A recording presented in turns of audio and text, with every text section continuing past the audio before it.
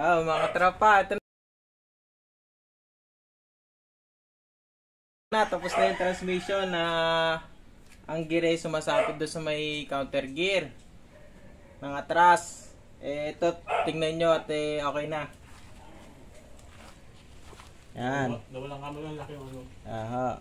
Dun sa nawalan ng lock, niligan na natin ng lock, no ho. Yatyo. Doon na siya nasandig sa gear, sa likodan ng nung counter gear. Yun na, wala na,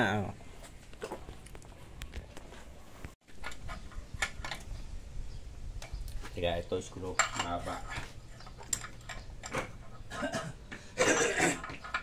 Sige.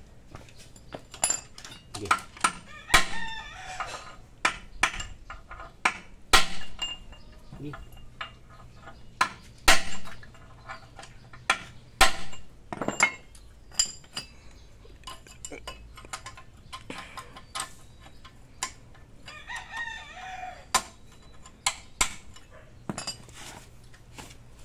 Nagbabaklas po ng transmission rito. Ang sira ay sira GM. Kaya pumasok ang atras. Makalugkog. Maingay. Yung pin ng gear sa baba, sa likuran ng counter gear.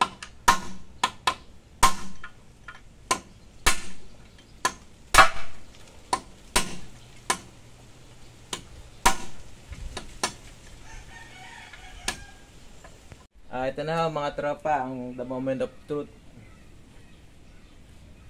Ang natin to mga gear.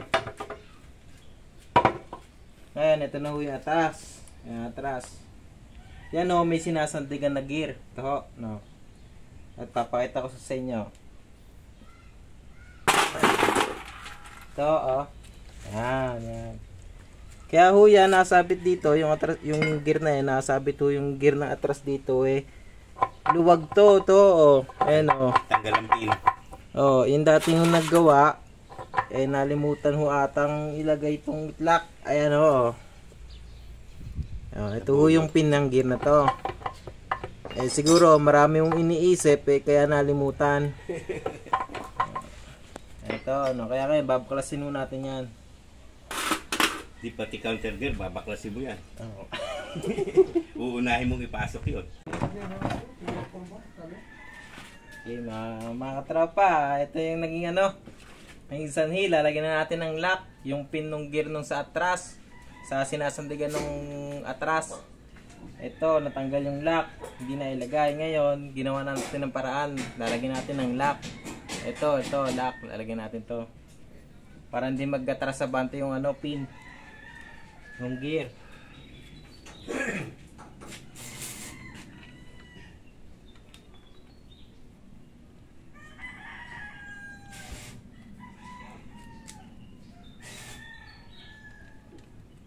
Yan.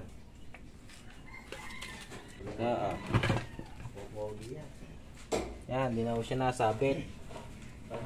Di na nasabit sa counter gear na ito.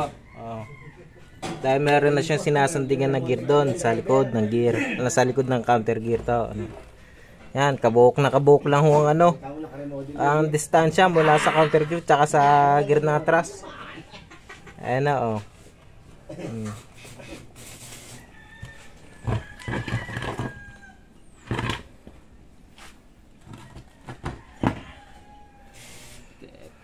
tatakpan natin.